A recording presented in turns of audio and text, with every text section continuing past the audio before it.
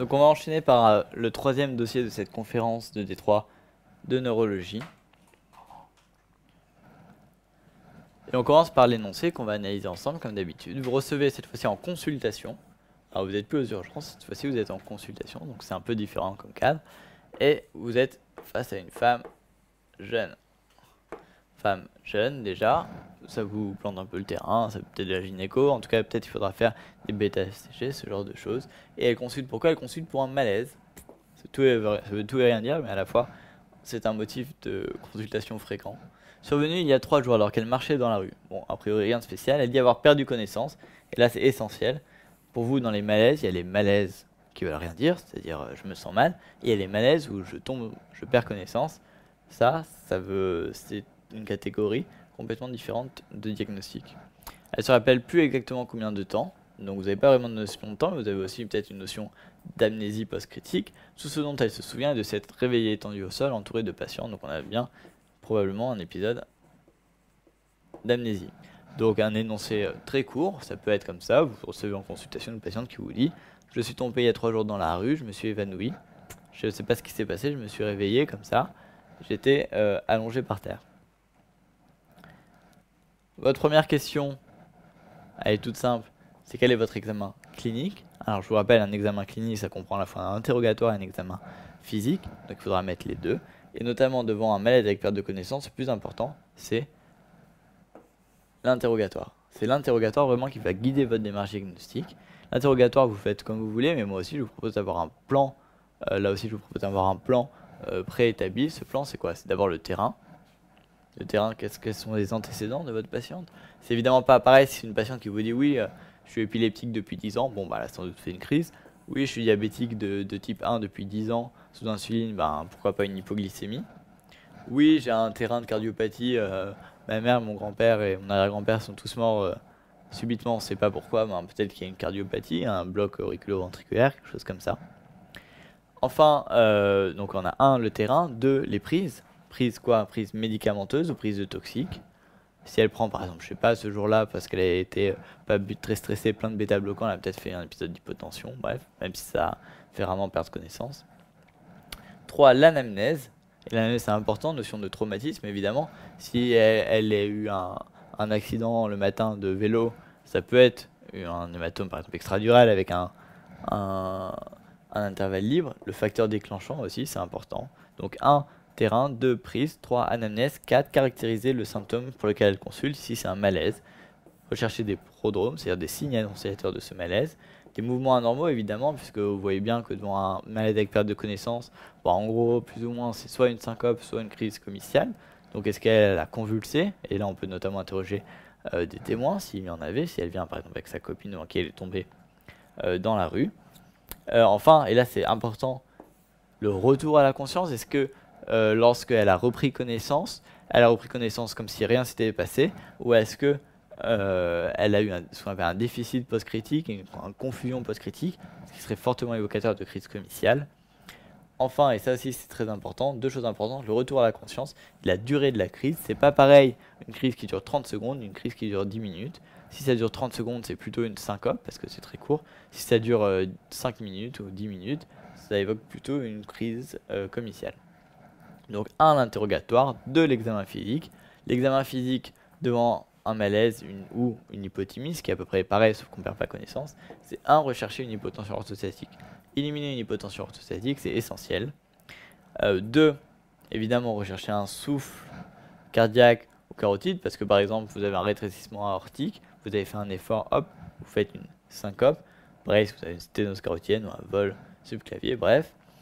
L'examen neurologique évidemment, parce que elle peut avoir fait une crise comiciale, il peut y avoir des signes de la localisation, et l'examen traumatologique parce qu'elle est tombée, notamment si elle a fait une crise ou une syncope, elle tombe, elle a plus de tonus, donc elle va vraiment tomber violemment, et elle peut avoir des signes qui vous orientent vers un hématome sous-dural ou extradural aigu, ou même simplement une fracture ou des choses comme ça.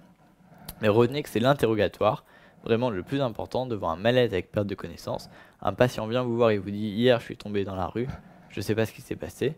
Il faut l'interroger et il faut absolument savoir le terrain, s'il a pris des médicaments ou des toxiques, si il y avait l'anamnèse exactement, comment ça s'est passé, combien de temps ça a duré, comment il était quand il a repris connaissance.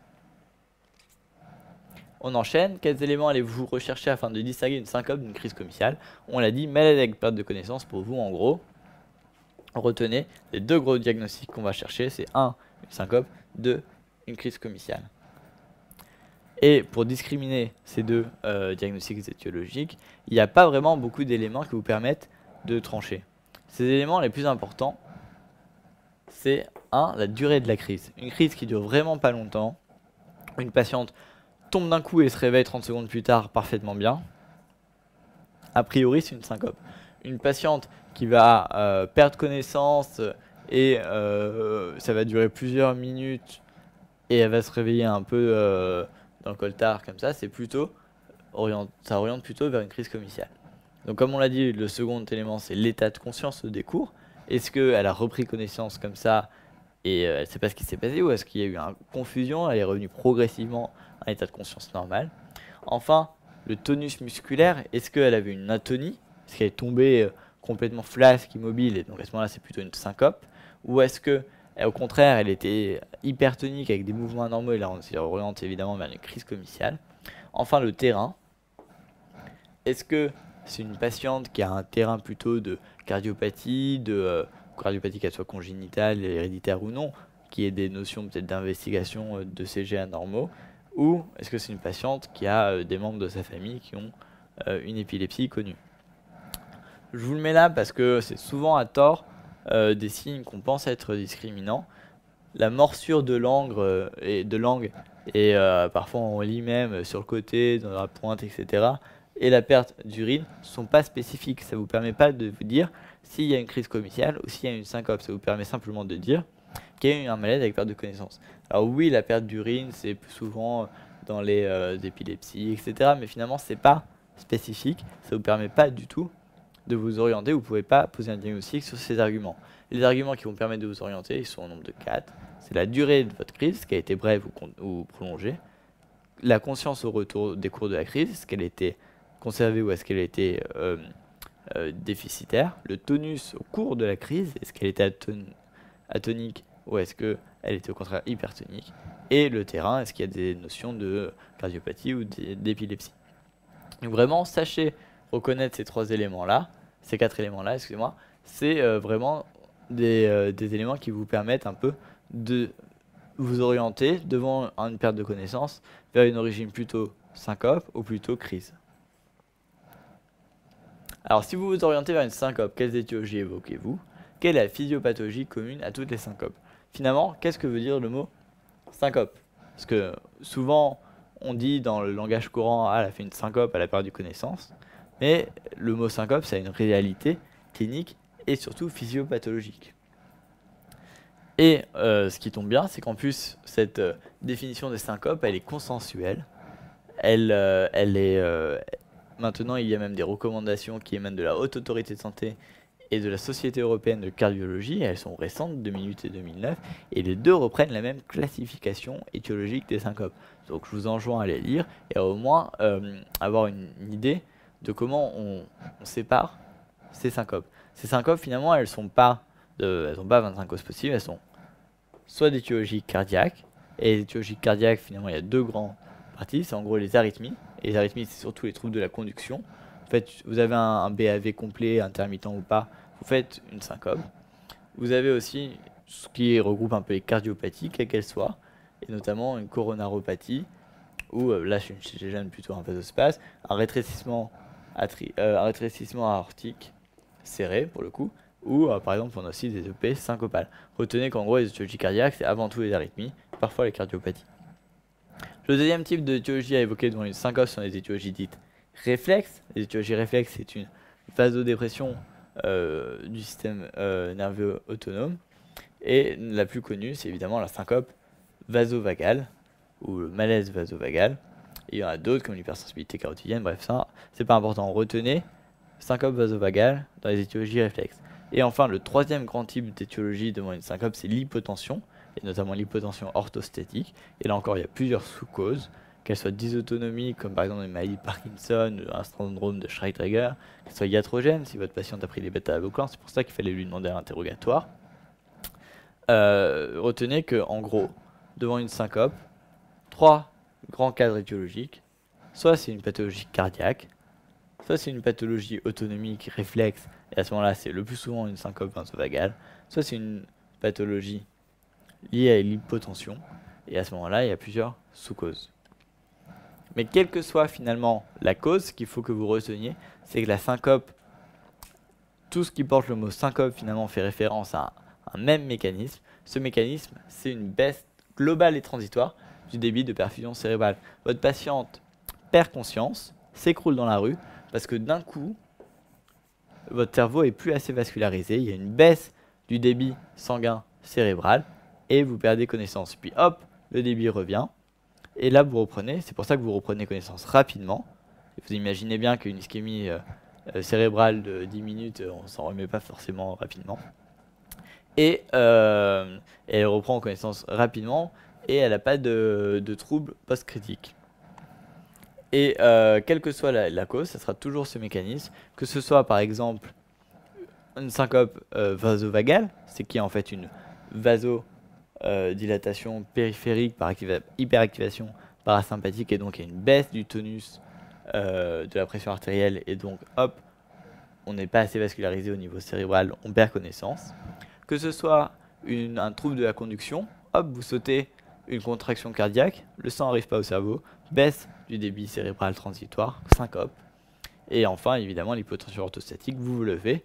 Il y a, par divers mécanismes, quel que soit le mécanisme, une baisse de la pression artérielle transitoire, pas assez de débit sanguin cérébral, vous perdez conscience. Donc retenez vraiment que le mot syncope, c'est pas un mot vague, ça veut pas dire perte de connaissance, ça veut pas dire malaise, ça veut dire baisse globale et transitoire du débit de perfusion cérébrale, qui se traduit le plus souvent par un malaise avec perte de connaissance, et qui a 3 grands cadres étiologiques à retenir: pathologie cardiaque, en particulier les arythmies, pathologie dite réflexe, en particulier syncope vasovagale, et pathologie liée à l'hypotension, en particulier orthostatique.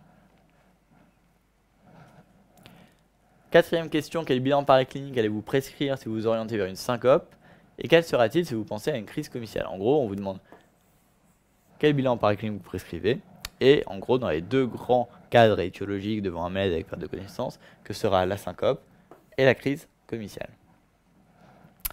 Alors, devant une syncope, évidemment, l'examen, s'il ne devait y en avoir qu'un seul que vous prescririez, et d'ailleurs ça vaut 0, c'est mérité, c'est l'ECG. ECG parce que vous avez forcément, tout de suite, avant tout, recherché un trouble de la conduction qui nécessiterait peut-être même un appareillage avec un pacemaker. Si vous avez un BAV complet ou un BSA ou quelque chose comme ça, il faut absolument faire un ECG devant tout malaise avec perte de connaissance, devant toute syncope.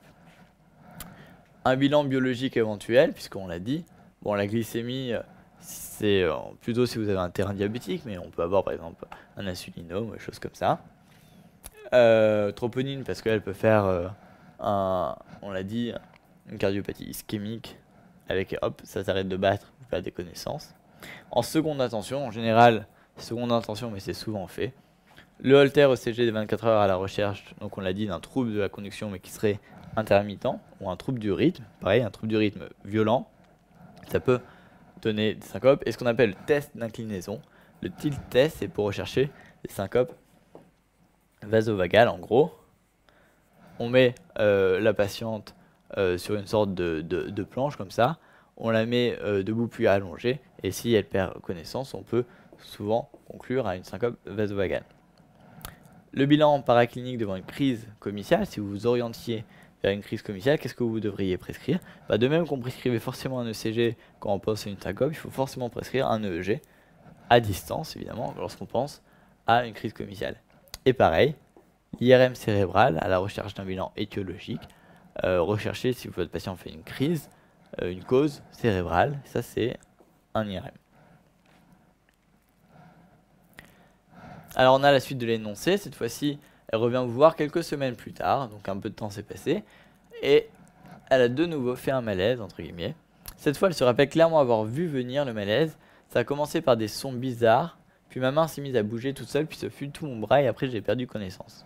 Donc, Mademoiselle B revient, et cette fois-ci elle revient parce qu'elle a fait un nouveau malaise qui est différent de celui qu'elle avait tout avant. Elle a eu des prodromes, c'est-à-dire qu'elle a vu venir le malaise, et surtout, ce malaise s'est manifesté par des signes neurologiques ou sensitifs différents. Des sons bizarres, ça s'appelle des hallucinations auditives. Ma main s'est mise à bouger toute seule, ça s'appelle des signes moteurs ou des mouvements anormaux, on va dire. Puis ce fut tout mon bras, donc ce qui vous évoque lorsque vous avez des contractions de la main qui s'étendent progressivement vers le bras, ce qu'on appelle des crises bravé-jacksoniennes. Donc là, vous pensez bien qu'on parle de crise épileptique. Et après, j'ai perdu connaissance. C'est donc une crise qui était partielle et secondairement généralisée. Donc, c'est finalement probablement ce qu'on va vous demander. Quel diagnostic précis évoquez-vous désormais? C'est donc évidemment une crise comiciale. Cette crise comiciale, il ne faut pas vous contenter de dire que c'est une crise épileptique, il faut dire que c'est une crise partielle. Partielle parce qu'elle commence avec des manifestations focales, elle ne commence pas par une grande crise tonico-clonique d'emblée, et elle est secondairement généralisée, c'est-à-dire qu'il y a d'abord des signes ici de niveau auditif, au niveau moteur de la main, et après seulement elle perd connaissance. Et dans le cas d'une épilepsie, pourquoi? Parce qu'il faut faire la distinction entre d'une part la crise comiciale, simplement une activation synchrone d'un groupe de neurones au niveau du cortex cérébral, et d'autre part l'épilepsie, qui est une maladie qui est caractérisée par la tendance à la répétition de ces crises. Ça c'est important, il faut savoir dire que quelqu'un qui fait une crise épileptique, c'est pas forcément quelqu'un qui est épileptique. Vous pouvez faire une crise sur plein de choses, parce que vous avez une tumeur cérébrale, parce que vous êtes en hypoglycémie, parce que vous êtes en hyponatrémie sévère, bref.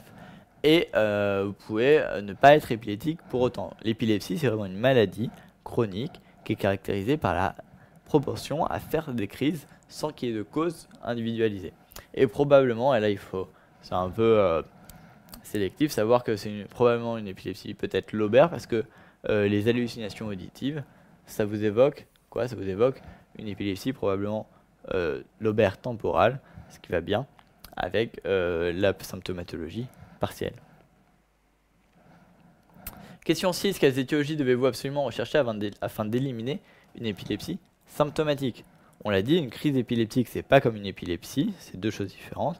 Et lorsque vous faites des crises, lorsque vous avez et que vous les répétez, donc vous avez une épilepsie, il faut absolument distinguer d'une part les épilepsies dites idiopathiques ou cryptogéniques, ça veut simplement dire qu'il y a peut-être une cause mais qu'en gros on ne la voit pas et qu'on ne la connaît pas.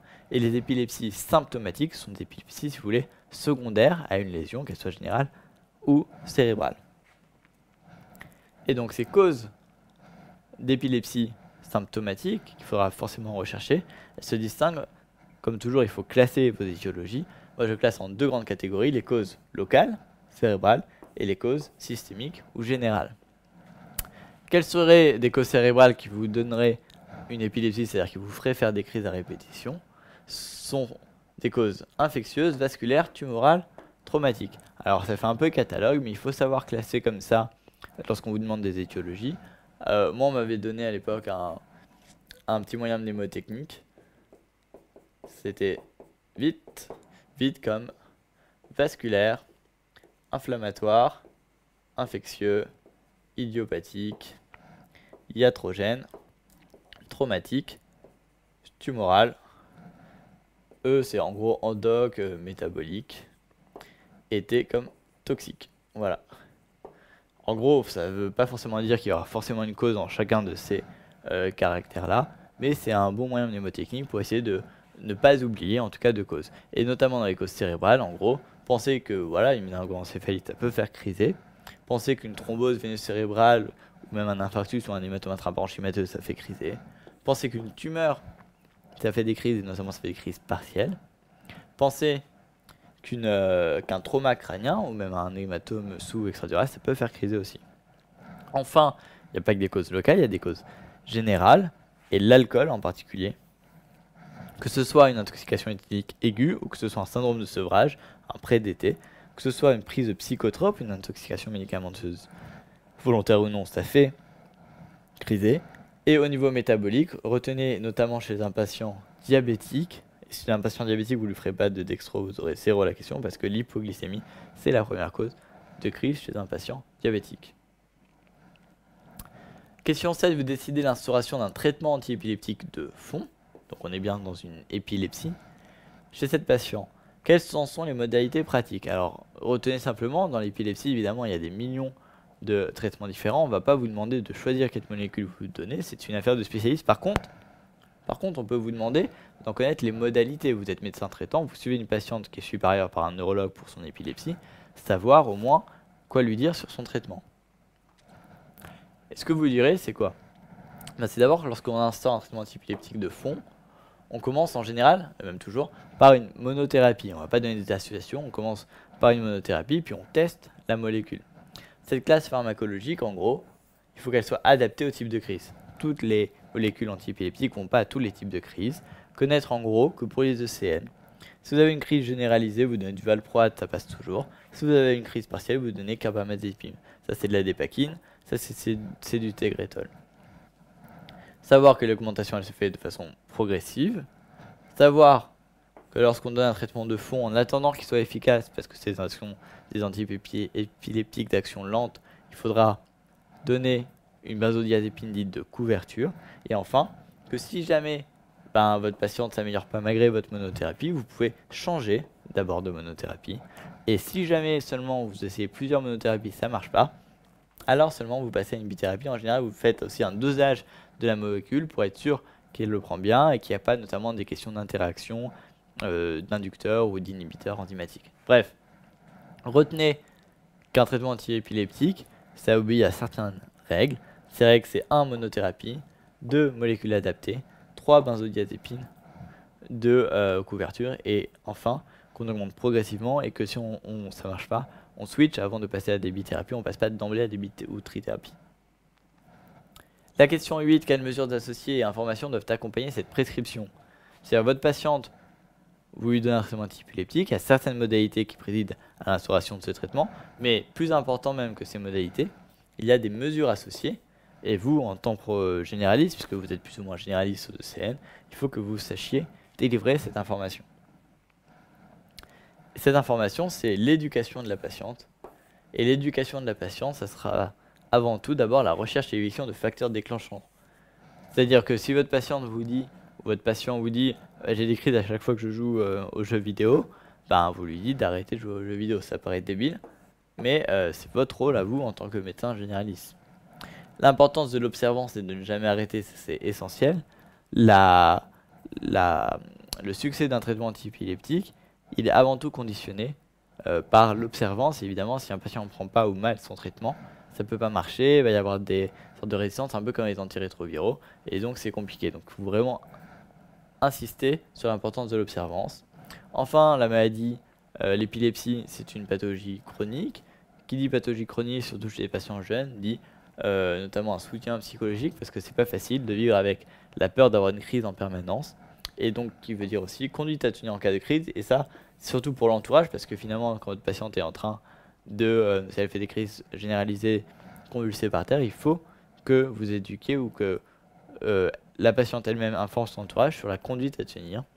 Enfin, comme pour les AVK tout à l'heure, qui dit pathologie chronique dit éducation, dit port de carte. Il faut que, si jamais les pompiers la retrouvent, ils sachent que c'est une patiente épileptique qui est traitée par tel médecin et par tel traitement. Donc vraiment, c'est ça le plus important. C'est pas de savoir qu'on va mettre du trileptal ou de l'alepsan, c'est de savoir qu'il faut éliminer les facteurs déclenchants, insister sur l'observance, éduquer l'entourage. C'est vraiment ça qui compte. Autres mesures associées, évidemment, seront les mesures socio-professionnelles. Dans les mesures socio-professionnelles, le grand classique, c'est le permis de conduire. Si vous avez un dossier d'épilepsie chez un chauffeur routier, évidemment, si vous oubliez de lui dire d'arrêter de conduire, c'est pas génial pour votre dossier et pour lui. Prise en charge en 100% parce que c'est une ALD. Qui dit ALD dit 100%, ça rapporte toujours des points. Et enfin, l'aménagement socio-professionnel, comme je vous ai dit, si votre patient est chauffeur de taxi, il va falloir lui trouver un autre travail, ou en tout cas qu'il passe devant la commission du permis de conduire. Enfin, on était chez une femme jeune, je vous l'ai dit en début de dossier. Qui dit femme jeune, dit réflexe de la femme jeune, c'est-à-dire si jamais vous lui instaurez un traitement, il faudra faire des bêta-HCG avant l'instauration du traitement. Et surtout, il faudra mettre une contraception, parce que ce sont des médicaments qui sont souvent tératogènes, et vous ne pouvez pas permettre à votre patient, ce sera votre faute, et vous serez responsable d'un point de vue médico-légal. Si vous avez prescrit un antiépileptique chez une patiente jeune, elle tombe enceinte et son enfant est mal formé, c'est vous qui êtes le responsable, d'autant plus qu'il y a des interactions entre les médicaments et la grossesse. Bref, la grossesse, elle doit être planifiée, et elle doit être prise en charge de façon pluridisciplinaire par les neurologues et les obstétriciens, avec une surveillance rapprochée, des échographies probablement mensuelles, etc. Donc retenez 2 petits pièges classiques dans l'épilepsie: le permis de conduire, si c'est une profession en rapport, notamment, et la contraception, si c'est une femme jeune. Alors on va conclure sur ce dossier, entre guillemets, de syncope puis d'épilepsie. Il faut savoir que c'est une situation fréquente, les pertes de connaissance, que ce soit aux urgences ou en consultation. Un patient vient vous voir en vous disant « je fais un malaise, j'ai perdu connaissance », il faut que vous sachiez quoi faire. C'est un peu votre job. Devant tout malaise avec perte de connaissance, la première chose à faire, c'est de rechercher des arguments qui vont vous orienter soit vers une syncope, soit vers une crise comicale, en sachant que s'il s'agit d'une syncope, il ne faut pas dire si une syncope c'est cardiaque, pas forcément. Si une syncope, elle peut être cardiaque, vasovagale ou par hypotension. Enfin, lorsqu'on se dirige vers une épilepsie, toujours éliminer une épilepsie symptomatique, secondaire à une cause, qu'elle soit générale ou cérébrale. Si jamais au contraire on se dirige vers une syncope, toujours éliminer un trouble de conduction avec un ECG. Donc vraiment les 2 éléments en dehors ici en plus de l'EEG pour amener le diagnostic positif. Les 2 éléments du diagnostic étiologique, ça sera IRM si on se dirige vers une épilepsie, ECG si on se dirige vers une syncope. Enfin, lorsque vous donnez un traitement antiépileptique, le plus important, c'est pas la molécule, ce sont les mesures associées. Et enfin, savoir que, en gros, morsure de langue, perte d'urine, etc., ça relève plus du folklore que de l'orientation médicale vraie. Et donc, on ne pourra pas vraiment se baser là-dessus pour poser un diagnostic. Les items abordés dans ce dossier, ce sont évidemment l'item 209, c'est l'item principal avec perte de connaissance chez l'adulte. Et item 235 pour l'épilepsie. Voilà pour ce 3e dossier.